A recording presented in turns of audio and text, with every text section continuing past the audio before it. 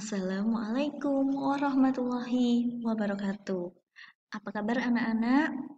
Hari ini kita akan belajar tentang interaksi manusia dengan lingkungannya.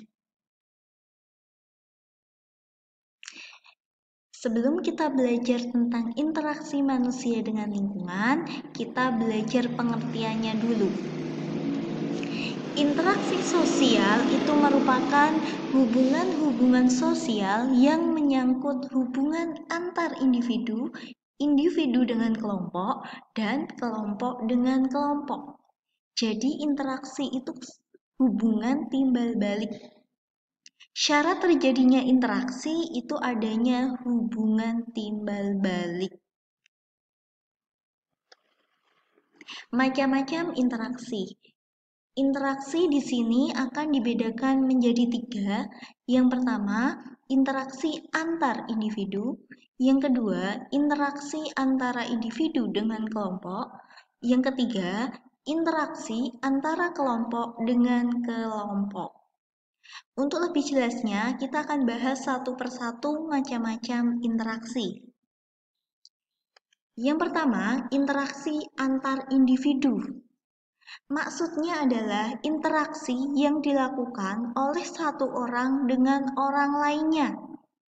Untuk lebih jelasnya, perhatikan gambar di bawah ini. Perhatikan, di sini ada gambar orang tua, ibu itu sedang mengajari anaknya belajar. Jadi di sini orang tua ini terjadi interaksi antara satu orang dengan orang lainnya. Jadi satu orang di sini adalah ibu dan satu orang lainnya di sini adalah anaknya.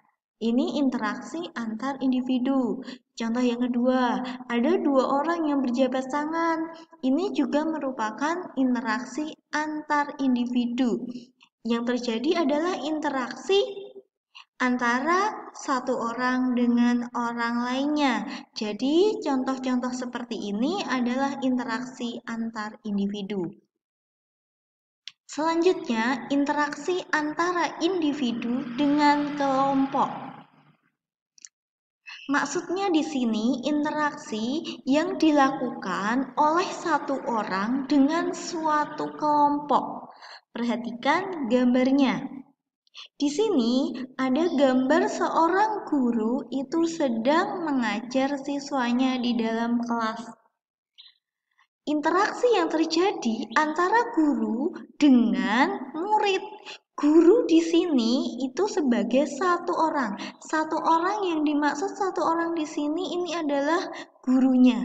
Sedangkan suatu kelompok di sini adalah siswanya. Interaksi antara guru dan siswa ini dinamakan interaksi antara individu dengan kelompok.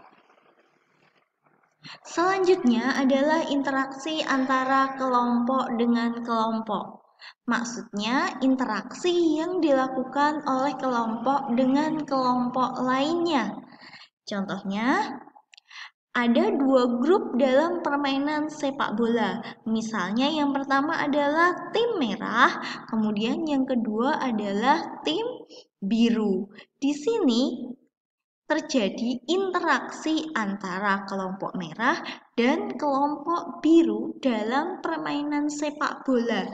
Interaksi inilah yang dinamakan dengan interaksi antara kelompok dengan kelompok. Contohnya lagi, di sini juga ada 2 tim dalam permainan bola voli. Yang pertama adalah tim, misalnya tim hijau, kemudian yang kedua ini adalah tim kuning. Di sini juga terjadi interaksi antara kelompok hijau dengan kelompok kuning. Jadi contoh seperti ini dinamakan interaksi antara kelompok dengan kelompok. Selanjutnya adalah interaksi manusia dengan lingkungannya. Di sini akan kita bagi menjadi 2. Yang pertama adalah interaksi yang menyesuaikan diri dengan alam. Yang kedua adalah interaksi yang mendominasi alam. Kita bahas satu persatu. Yang pertama adalah interaksi yang menyesuaikan dengan alam. Contohnya di sini ada petani menanam padi ya di sawah. Petani ketika menanam padi di sawah itu akan menyesuaikan waktu tanam. Ketika menanam padi biasanya pada musim penghujan. Ketika menanam kedelai biasanya pada musim kemarau.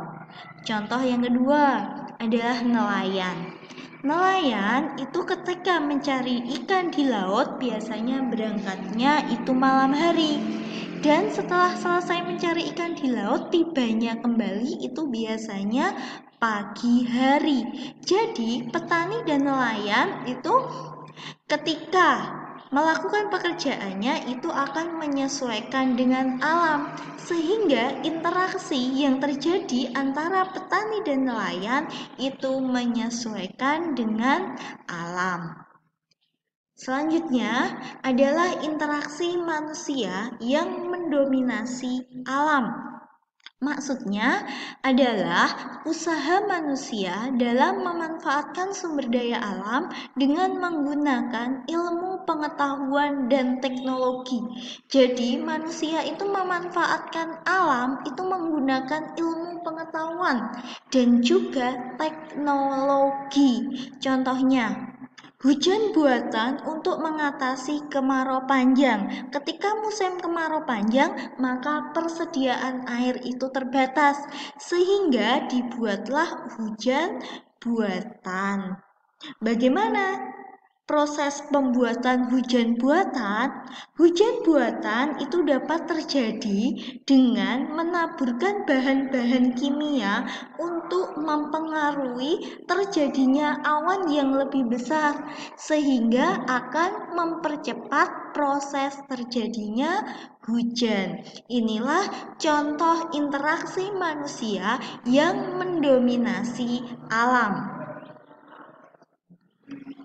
Selanjutnya, bentuk interaksi manusia dengan alam.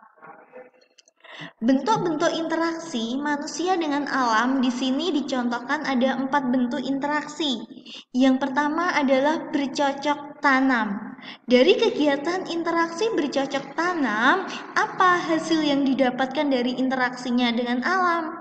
Dengan bercocok tanam berarti kita mudah mendapatkan sayuran dan buah-buahan. Misalnya seperti itu. Kemudian bentuk interaksi yang lain menjadi nelayan. Hasilnya apa yang diperoleh dari interaksi menjadi nelayan? Yaitu mendapatkan berbagai jenis ikan. Selanjutnya, memelihara hewan ternak ayam. Dengan memelihara hewan ternak ayam, kita bisa mendapatkan daging dan juga telur. Kemudian, bentuk interaksi selanjutnya adalah melakukan penghijauan. Penghijauan itu penanaman kembali.